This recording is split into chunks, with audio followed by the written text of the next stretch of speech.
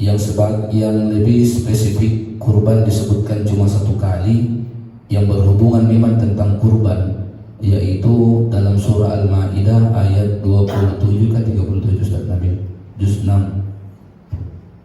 Il qarraba qurbanan fatuqabbala min ahadihima wa lam yataqabbal min al-akhar. Secara sejarah kurban ada sebelum Nabi Ibrahim. Kurban ada sebelum Nabi Ibrahim. Kurban yang dimaksud ini adalah perintah Allah yang ditujukan kepada dua anak Nabi Adam alaihissalam, namanya Qabil dan Habil. Tidak semuanya mungkin. Kata Allah dalam Al-Quran, il qarraba qurbanan, ketika mereka berdua antara anak Nabi Adam ini, Qabil dan Habil, il qarraba qurbanan, berkurban, ini mengorbankan sesuatu. Dalam tafsirnya mengatakan yang dikurbankan ini yang pertama tanaman, hasil tani. Yang kedua yang diperintahkan dikurbankan adalah hasil ternak. Di mana kata Allah, fatuqabbala min ahadihima, ternyata yang Allah terima cuma salah satunya. Dalam riwayat dijelaskan salah satu di antara anak Nabi Adam ada yang ikhlas berkurban, ada yang tidak ikhlas. Yang kedua, secara historis kurban atau secara sejarah sejarah kurban yang paling terkenal adalah sejarah yang berkenaan dengan Nabi Ibrahim dan Nabi Ismail alaihissalam. Nabi Ibrahim alaihissalam mengakui dirinya sebagai orang yang paling bertakwa dan mencintai Allah, baik perbuatan dan ucapan Nabi Ibrahim. Bahkan dalam riwayat hatinya Nabi Ibrahim sudah dipautkan kepada Allah Subhanahu wa taala. Makanya salah satu gelar Nabi Ibrahim Khalilullah, kekasihnya Allah, orang yang terdekat dengan Allah. Jadi Nabi Ibrahim ini pernah dalam riwayat dijelaskan diajak jalan-jalan oleh Allah Subhanahu wa taala. Diajak jalan-jalan dan diperlihatkan hal-hal yang terjadi di dunia ini. Satu ketika Nabi Ibrahim diperlihatkan keadaan umatnya yang sedang pesta miras. Kata Nabi Ibrahim, ini paron-paron hidup ya Allah, bunuh saja, musnahkan ini, dimusnahkan. Ya, di satu tempat lagi Nabi Ibrahim diperlihatkan umatnya ini melakukan dosa zina. Nabi Ibrahim memohon kepada Allah, ini Allah tidak ada juga guna hidup, matikan. Karena Nabi Ibrahim, Nabi bilang tidak ada jin, tidak mau beribadah. Nabi Ibrahim dalam riwayat disebutkan setiap hari raya pada saat itu Nabi Ibrahim mengorbankan puluhan ribu hewan kurban, sampai-sampai viral di langit. Nabi bilang malaikat kehebatannya Ibrahim di banyak sekali kurbankan, tidak napikir itu berapa jumlahnya itu keluar. Maka saat itu diujilah Nabi Ibrahim, turun salah satu malaikatnya Allah untuk menguji Nabi Ibrahim dan bertanya kepada Nabi Ibrahim, kenapa ini ya Rasulullah? Kita kalau masalah kurban tak berpikir panjang. Nabi bilang, seandainya ada anakku, ku kurbankan juga. Yang dimana saat itu secara kebiasaan umurnya Nabi Ibrahim sudah puluhan tahun, tidak bisa punya anak. Istrinya juga sudah menopause. Kalau medis tidak bisa punya anak. Dengan begitu yakin Nabi Ibrahim, seandainya ada anakku saya korbankan, saking cintaku kepada Allah. Berselang beberapa tahun kemudian, karena Allah yang mengizinkan, diberilah keturunan Nabi Ibrahim, yaitu Nabi Ismail. Ditagilah utangnya Nabi Ibrahim untuk menyembelih anaknya. Jadi riwayat yang pertama menyebutkan Nabi Ibrahim ditanya dalam mimpinya kan begitu, inni arafil manami anni albahuka, kuliahku dalam mimpiku anni albahuka, sesungguhnya saya ini menyembelih, kupotong lehermu. Nabi Ibrahim ditanya sama Allah begini, dulu karena saya akui engkau sebagai hambaku yang paling saya cintai saat itu. Apapun yang kau katakan saya turuti. Kau bilang bunuh itu tadi yang minum balok, ku bunuh semua, ku hancurkan semua. Yang berzina juga ku hancurkan. Sekarang saya mau tanya, bagaimana kalau saya minta sama kamu? Kira-kira kau rela bunuh anakmu demi saya? Mau tidak mau, sebagai hamba yang sudah mengakui dirinya, saya sudah suka sama Allah, saya sudah cinta sama Allah, ditagih. Tapi walhasil tidak jadi. Digantilah Nabi Ismail dengan seekor domba. Itu secara historis. Dalam Al-Quran beberapa disebutkan itu kurban. Yang pertama kurbanan fatuqubila. Yang kedua dalam historis sejarah Nabi Ibrahim, anni azbahuka, itu penyembelihan. Yang ketiga dalam Al-Quran, inna a'tayna kal kautsar fasholli li rabbika wanhar. Anhar, nahrun, naharo, yanharu. Tiga nih. Kebiasaan kita kalau menyebutkan Lebaran Idul Adha, Idul Kurban, satu Idul Kurban, yang kedua Idul Adha, yang ketiga Idul Haji, Lebaran Haji. Ya. Yang pertama kita bahas dulu kata kurban. Kurban berasal dari kata qurba yaqrubu, kurbanan. Artinya dekat. Qurba yaqrubu, dekat. Sehingga kalau dalam ilmu nahwu itu, kalau ada alif dan nun di terakhir yang menempel dengan isi kata benda, biasa maknanya itu sangat dekat. Qurba nun, kurban. Artinya makna kurban sebenarnya bukan berapa banyak dipotong, tetapi bagaimana kedekatan kita kepada Allah. Itulah inti kurban dan hakikatnya kurban sebenarnya. Yang kedua Idul Adha. Idul Adha artinya kembali ke menyembelih. Saya naik di papan tulis sedikit, mungkin kalau ada papan tulis lebih gampang mungkin.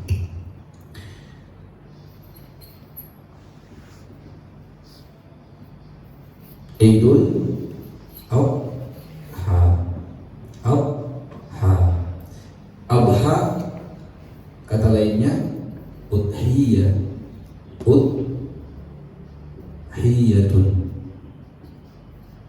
Udhiyah berasal dari kata duha. Maka sebagian ulama berpendapat kenapa Idul Adha, Idul Kurban dikatakan juga Idul Adha, karena waktu penyembelihan kurban adalah di waktu duha pagi, waktu duha. Makanya perbedaannya itu kalau sholat Idul Fitri dan Idul Kurban atau Idul Adha.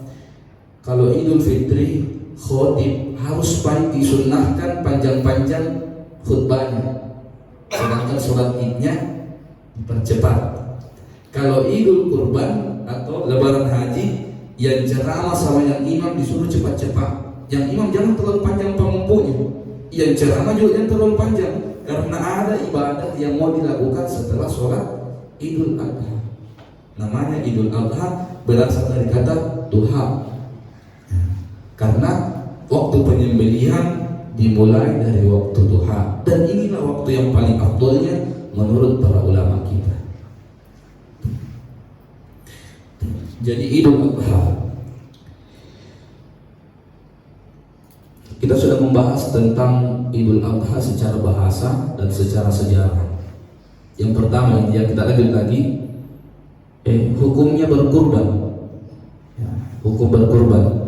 Berkurban menurut mazhab Hanafi wajib. Menurut mazhab Maliki wajib. Mazhab Hanafi wajib. Seperti orang-orang di Mekah, Turki, India, Bangladesh, itu mazhab Hanafi. Kalau kita di Indonesia, Malaysia, Brunei, itu mayoritas Syafi'i. Asia Tenggara itu mazhab Syafi'i. Menurut mazhab Syafi'i, Maliki dan Hambali sunnah muakkadah. Seperti dalam kitab At-Targhib ini dijelaskan faslun qala al-musannif rahimahullahu taala wal udhiyatu sunnatun muakkadatun. Menyembelih hewan kurban atau berkurban adalah sunnatun muakkadah. Jadi mazhab Syafi'i atau ulama Syafi'i berpendapat berkurban hukumnya sunnah muakkadah. Di antara beberapa hukum, yang pertama wajib, kalau ditinggalkan berdosa, dilakukan nasa-nasa dapat pahala. Kalau sunnah ditinggalkan tidak apa-apa, dikerjakan dapat pahala, tapi kalau ditinggalkan rugi.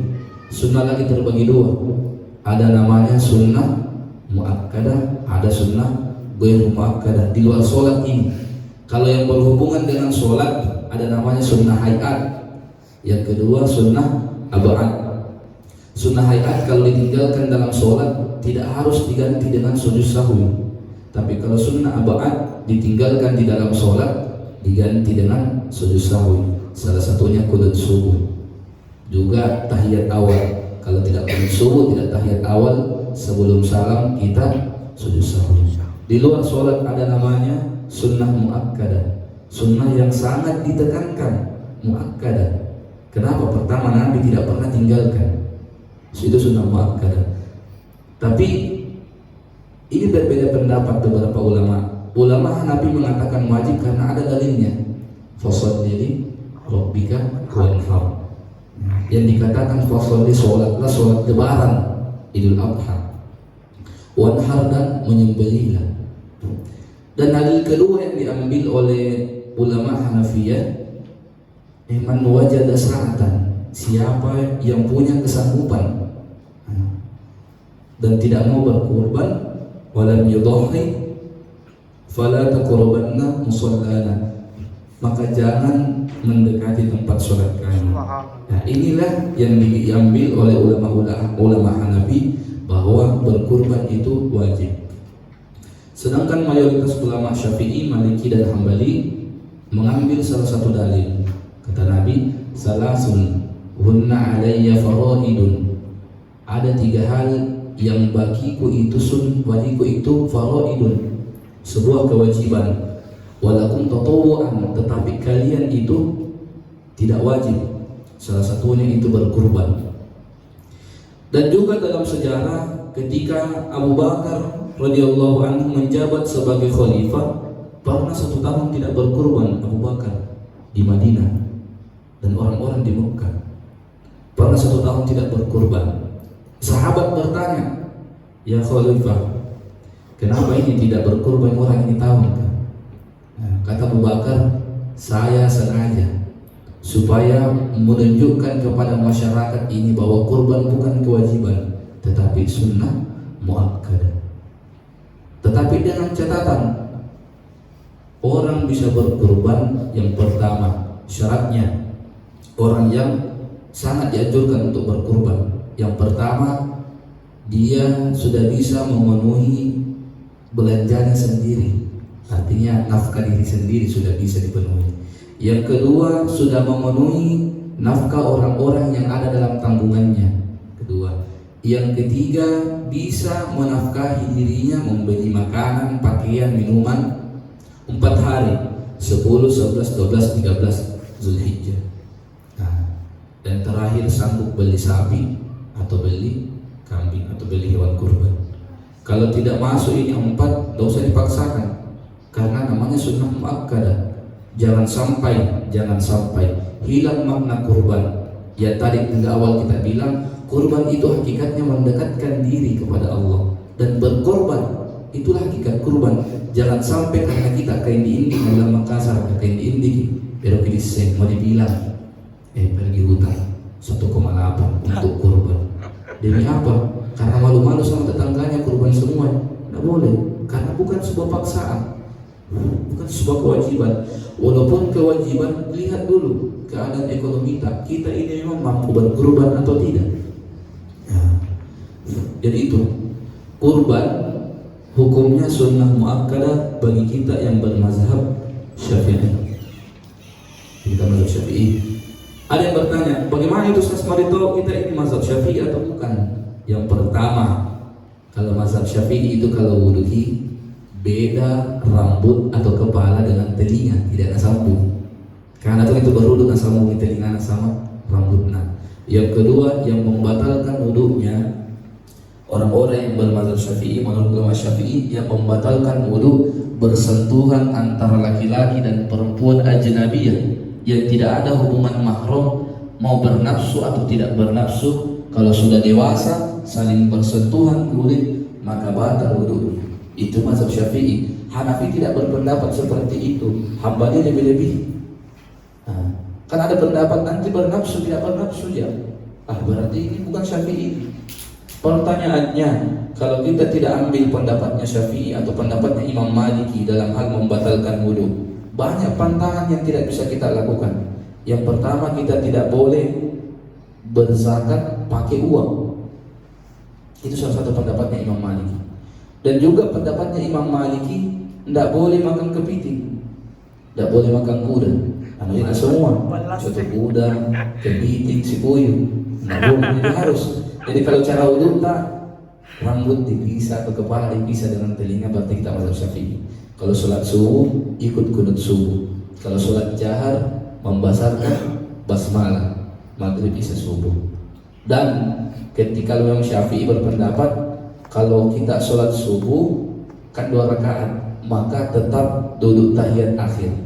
Kan ada tahu itu kalau ustaz sholat atau jamaah sholat, duduknya duduk di antara 2 sujud, duduk tahiyat awal terus, walaupun itu sudah rakaat terakhir untuk sholat 2 rakaat itu.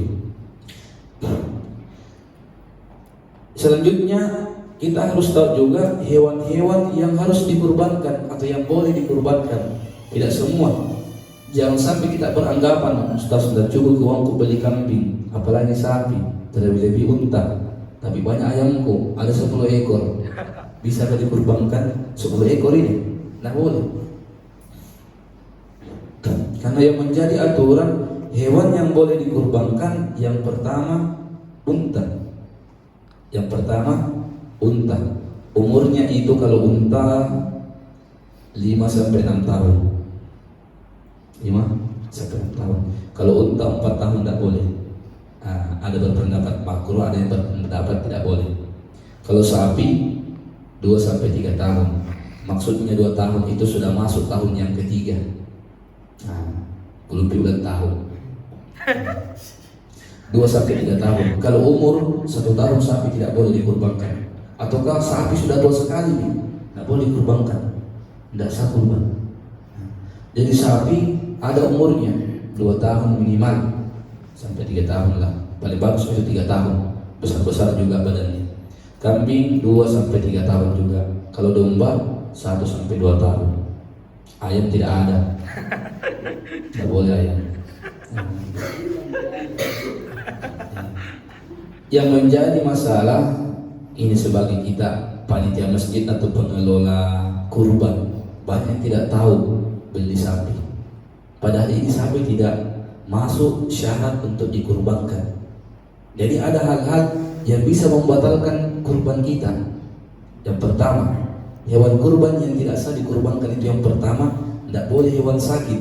Sekarang ada lagi penyakit ini, penyakit sapi beredar. Virus. Ada tuh? Virus. Belum ya? Virus. Nah, biasanya itu sapi paling kental itu kalau meler-meler kimusnya sapi. Ada juga begitu. Sama ketika jalan sapi tidak biasa oleng-oleng, tidak boleh. Kalau sakit. Jadi ada memang itu kalau sakit sapi tidak boleh. Jadi misalnya kita ini pengelola panitia kurban, beli tidak sapi. Lihat memang sapi yang mau dibeli. Perhatikan memang itu sapi sehat tidak. Ini tanya di penjual sapi umurnya berapa tahun. Biar besar badannya, kalau belum cukup umurnya jangan. Yang kedua, nanti tidak boleh dikurban itu sapi atau hewan kurban yang sudah tua sekali sampai kurus. Tidak boleh dikurbankan. Tidak boleh. Sepakat ulama tidak boleh dikurbankan. Tapi disembelih boleh. Tapi dijadikan hewan kurban tidak boleh. Yang ketiga, hewan kurban yang cacat Cacat, ada cacat yang dibolehkan, ada tidak. Cacat ini dibolehkan kalau itu hewan dikebiri kelaminnya, ada tidak ada yang burungnya. Biasa itu orang di kampung kalau mau minat kurban sapi nah potong itu burungnya itu, kelaminnya itu, sapi jantan. Nah, boleh dikurbankan. Yang kedua, kalau tanduknya pecah, retak. Nah, biasa sapi retak, apa tuntungi kepala atau sempat berkali sama teman nah, biasa retak, bisa. Tapi ada cacat yang tidak boleh sama sekali. Yang pertama, cacatnya itu matanya juli nih, ke kanan satu, ke kiri satu, tidak boleh. Ibing dong. Bilang orang bindo gitu. Tidak boleh. Yang kedua, telinganya terpotong. Ini banyak masalah juga. Biasa kalau kita sudah beli sapi kurban, untuk mentandai ini sapi tak, yang penjual sapi kan tidak tahu ki. Nah potong di telinganya sapi. Haji ini sapi tak potong, sudah beli, kutandai. Tidak boleh, langsung batal itu. Tidak boleh dipakai berkurban. Jadi akadnya langsung putus, bisa diklaim kembali uang pak, karena telinganya sudah terpotong. Jadi kita pengelola perhatikan baik-baik. Kalau beli sapi atau datang sapi tak hilang telinganya sepotong, tak potong telinganya, tak boleh. Atau ke ekornya, sepotong mami ekornya, dan tahu apa tak jipi di mobil, tak boleh. Paling hati-hati kalau begini. Ketika di tempat pembelian hewan kurban itu masih utuh sapi tak, pas sampai di sini tidak utuh, bahaya itu juga.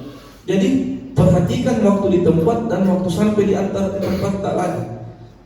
Kalau terjadi seperti itu, saking hati-hatinya juga ada berpendapat ulama, kalau kukunya sapi tidak utuh, sepotong di kukunya otomatis tidak lurus jalannya, pincang, tidak boleh. Itu saking hati-hatinya.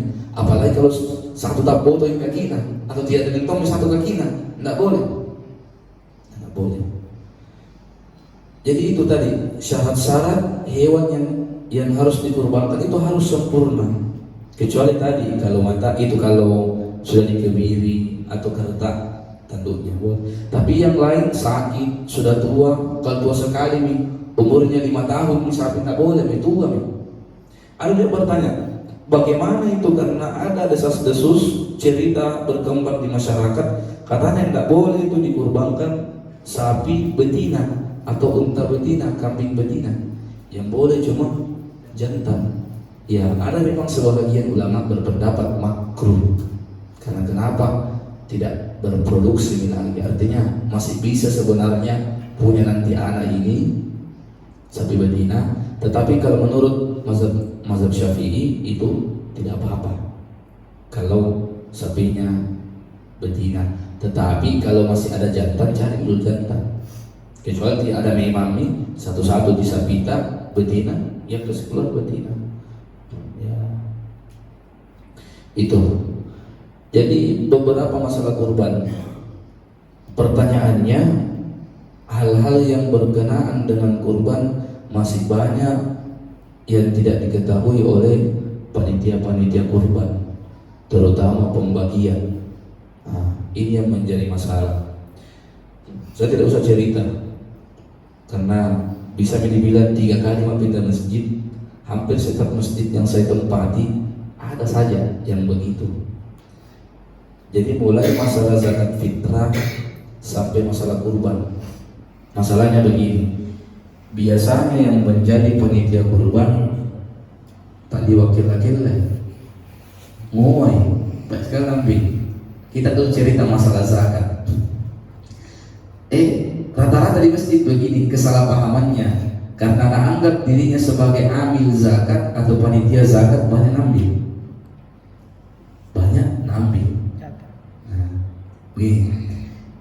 Kita berkewajiban mengeluarkan zakat fitrah biasanya kurang lebih 4 liter. Kalau mau dikasih lebih-lebih bisa. Sudah 4 liter dikasih keluar, karena kita sebagai amil zakat 1 karung dibawa pulang. Kan begitu. Ambil. Saya kan amil zakat, makin ngurus, saya urus begini-begini. Pertanyaannya, kalau kita tidak malu sama manusia ini, Setidaknya kita malu sama Allah. 4 liter yang dikeluarkan satu karung dibawa pulang. Nah, hati nurani kita di mana? Padahal biasa di belakang ada orang terlambat datang, nah minta kembali haknya. Itu ada aturan dari pemerintah kita, dari Depak. Itu amil zakat ada memang kategorinya yang bisa dijadikan amil zakat. Kalau amil zakatnya orang kaya, boleh jadikan orang kaya itu sebagai amil zakat, dengan catatan ini tidak usah dikasih kalau bisa. Kenapa? Bisa dibeli beras. Nah, apalagi masalah kurban ini yang jadi biasanya, ini orang tidak berkurban padahal mampu untuk berkurban, jadi panitia kurban paling banyak lagi ngambil. Nah, di belakangan ada orang datang bawa kupon, habis nih, sudah dibagi, sudah ada duhur. Ini orang datang sudah asal. Siapa yang mau bertanggung jawab kalau begitu? Ini pembahagian. Misalnya kita yang berkorban dalam aturan itu, aturan syariah, menurut mazhab Syafi'i, kalau kita mampu 1 suap saja diambil, 1 genggam. Jadi natoni kalau tidak diambil supaya berkahnya dicari. Tetapi kalau memang kita mampu, kenapa tidak? Ya, paling sedikit itu gini. Ada tuh orang, saya mau ajak berkurban 1 kilo kasih kepala kasih tidak mau ajak kalau bukan kepala nih. Saya mau kurban tapi rusuk kasih sama bulan tuna. Mana boleh begitu, harus rata. 1/3 yang kita ambil. Kalau kita kurban sendiri, 1 orang 1 sapi, kan aturannya untuk 1 sapi bisa 7 orang. Saya ulangi, kalau 1 sapi bisa 1 orang, bisa juga 7. Tapi 1/3 ini untuk kita yang 1 orang 1 sapi atau 1 orang 1 kambing. Tetapi kalau misalnya 7 orang, bagaimana bagi-baginya? Kalau yang dibagikan ke masyarakat itu 1 kantong, biasa 1 kilo Pak, jadi 1 kilo 1 kantong. 1 orang itu kasih lebih, bisa juga 1 kantong. Karena kan anjurannya para ulama-ulama kita itu 1 genggam saja. Kalau bisa, kalau kita mampu beli daging, tidak usah berharap sama daging kurban tak ini untuk dimakan kalau lebaran. Karena hakikat kurban itu berkorban. Bagaimana kita berkorban untuk masyarakat yang kurang mampu? Adanya kurban supaya orang-orang yang tidak mampu beli daging bisa makan daging hari itu kurban. Itu kurban. Terus siapa dikasih? Fakir miskin. Begini, biasa masjid besar terjadi begini. Mulai pembagian zakat fitrah, semoga tidak terjadi. Pembagian zakat fitrah sudah ada ketidakadilan. Kenapa? Panitia zakat fitrah tidak paham tentang zakat fitrah. Orang-orang yang berhak dapat zakat. Ya, semua jamaahnya nak kasih, semua yang rajin pergi sembahyang, kalian kasih semua kupon zakat fitrah. Padahal tidak semua jamaah tetap itu orang miskin, orang fakir. Ada PNS, ada yang punya mobil, ada orang kaya, ada orang mampu. Sedangkan orang kaya, orang mampu tidak berhak dikasih zakat fitrah. Kalau kita kasih ternyata ada orang sekitar tidak mampu, kita yang tanggung dosanya. Iya.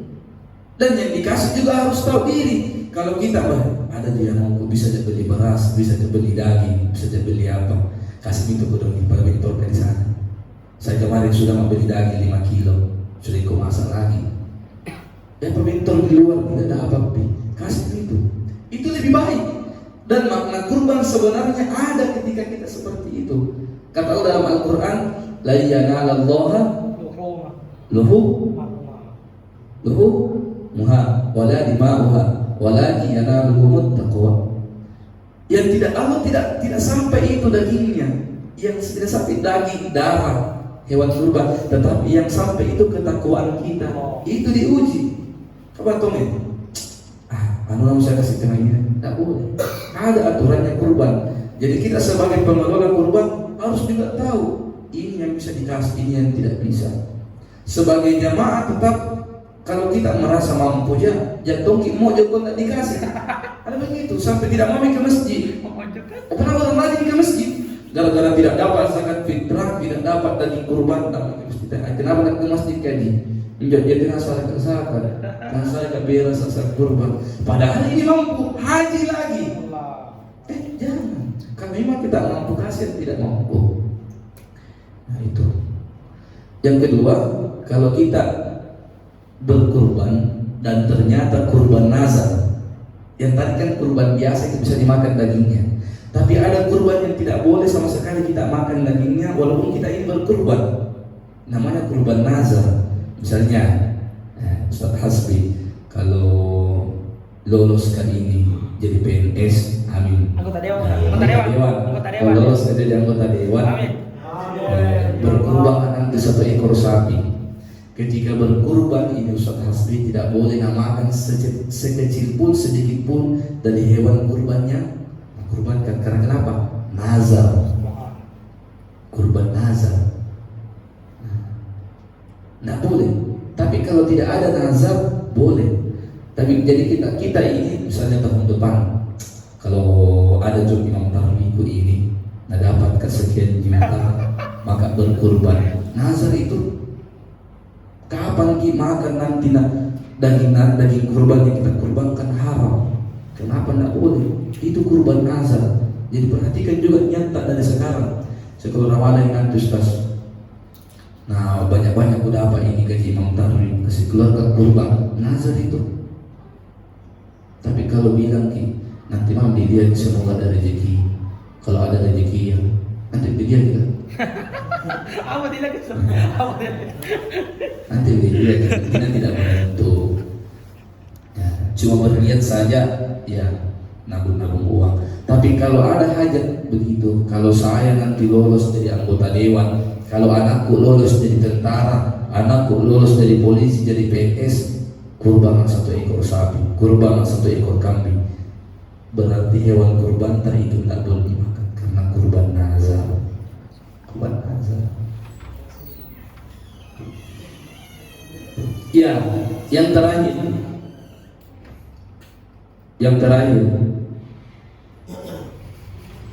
Yang menjadi kekeliruan kita ini sebagai pengelola kurban. Saya ulangi, yang menjadi kekeliruan biasanya orang yang kita panggil makere sapi, potong sapi itu dikasih apa? Apa dikasihkan? Amplop ataukah kepala sapi atau kulitnya? Upah, istilahnya upah penjagaan. Aturan fikihnya sebagai penjagal atau orang yang eksekusi, yang potong lehernya sapi, haram dikasih bagian dari hewan kurban yang dipotong.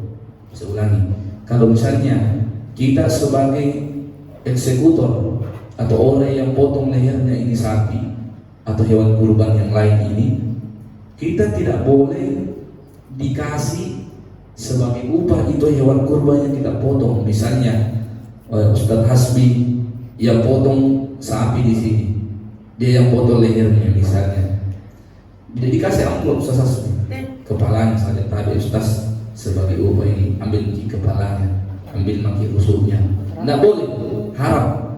Tapi rata-rata begitu Ustaz. Rata-rata begitu.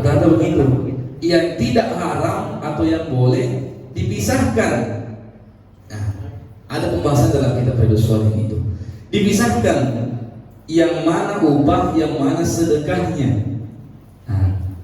Jadi harus ada ya, kalau tidak semua itu ada amplopnya, ada juga dibedakan. Tidak boleh langsung kepalanya atau langsung daging. Tapi Ustaz daging dikasih kaki. Tidak ada amplopnya, tidak ada bayaran uang. Nabi larang itu. Sepeninggal Nabi terjadi lagi di zamannya Ali bin Abi Thalib. Ini orang minta kepala sapi, minta bagian kurban.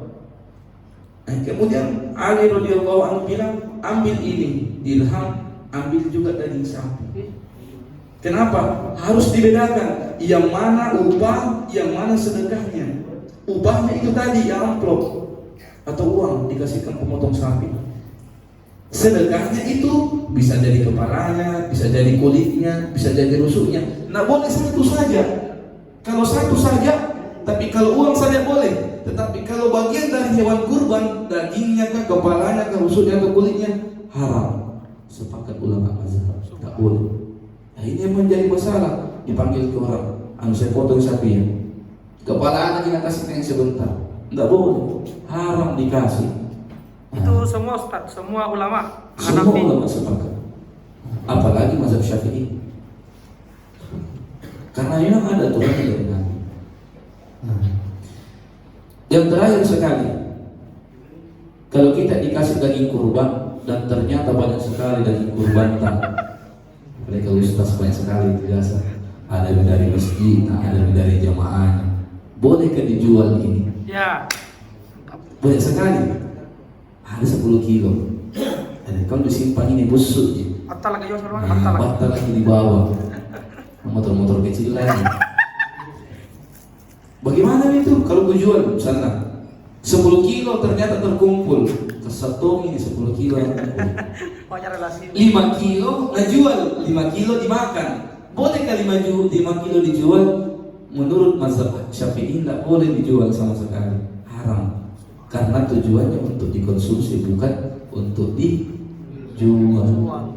Bagaimana nih kalau misalnya ini kodong pabentor kan ada warna? Panas pabentor. Nah 3 kantong ada apa? 2 kantong untuk namasak istrinya, 1 kantong kujual untuk beli beras. Boleh kan? Tidak boleh. Tetap. Kalau pada kita sebagai orang yang mampu tahu keadaannya ini pabentor atau orang yang kurang mampu, tambah-tambah uang. Biasanya itu kurban pribadi, tidak terjadi di masjid. Ini kurban pribadi, artinya biasa di rumah-rumah kurban. Maksud orang kaya ngeselipkan amplop. Gunanya apa? Supaya tidak dijual gini daging kurban. Ada pembeli beras, ada pembeli rempah-rempah. Karena motornya kudu dicoto. Masa dimasak, motor dicoto tuh mau disate, butuh biaya. Masa itu kan? Itu. Jadi sebagai pengelola yang pertama dia harus ditahu siapa targetnya, orang yang mau dikasih, sasarannya ini pembagian kurban. Ya. Tapi kalau perbedaan antara zakat dan kurban, ada ulama yang berpendapat untuk kurban bisa dikasih orang kaya, bisa dikasih orang kaya dengan catatan kalau sudah tidak ada orang yang miskin atau fakir miskin yang membutuhkan, atau sudah semua dikasih orang-orang Di wilayah itu Ustaz. Nah, ada yang bertanya, bagaimana itu kalau misalnya saya orang Bone, misalnya saya Panca, orang Bone asli, kampungnya di Bone, tetapi berdomisili sekarang di Makassar, mau berkurban, saya kirim uangku ke Bone, nanti kurban di sana atau kurban di sini. Ya, pendapat yang paling masyhur, lebih afdol berkurban di tempat tinggal daripada di luar tempat tinggal. Juga begini, lebih afdol penyaluran kurban di wilayah tak dulu. Misalnya di Manado mau dulu dibagikan, baru keluar ke Mancini misalnya, baru keluar Jalan Solo. Selesaikan dulu wilayah tak.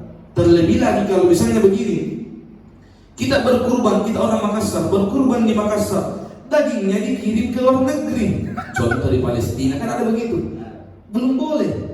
Harus dulu dalam wilayah tak, sama zakat fitrah harus dulu dalam wilayah tak terpenuhi dalam Makassar dulu, baru bisa ke Maros, bisa ke Jeneponto, keluar kurbannya. Kalau sudah habis nih, sudah semua dibagi, ternyata masih ada 100 kilo ini atau 50 kilo daging, baru keluar kota ke Maros lah.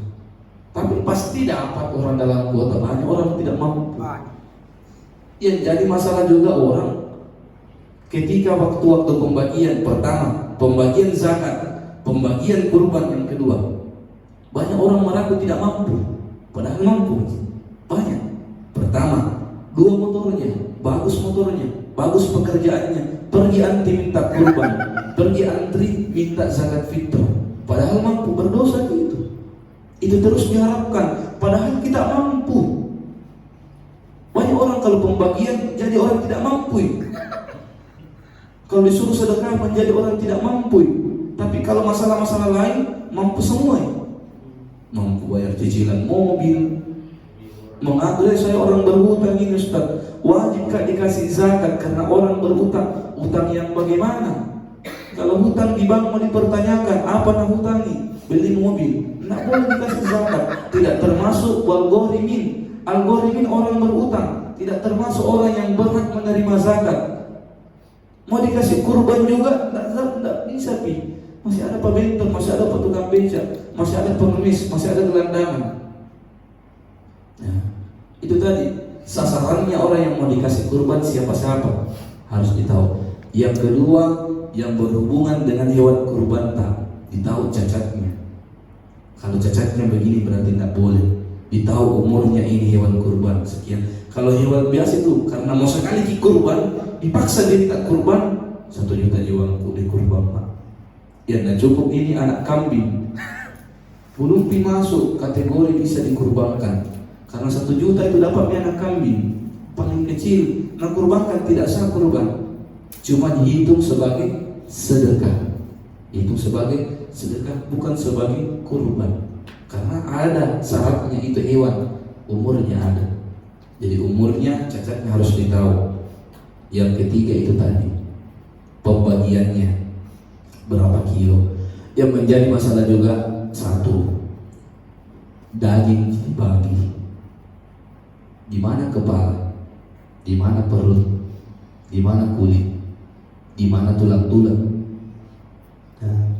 Ada masjid daerah Jawa itu semua dibagi, tulangnya dibagi, semua dibagi.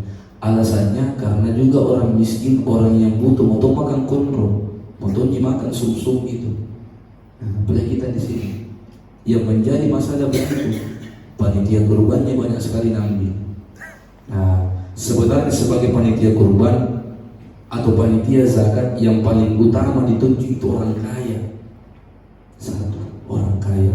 Gunanya apa? Tujuannya apa? Supaya timbul kesadarannya bila saya ini sudah mampu, tidak butuh ini yang kukerja, baik itu zakat ataupun kurban. Sekira ini dapat saya sampaikan sebelum kita menutup. Mungkin ada Saya satu mau tanya, dua pertanyaan. saya Ustaz,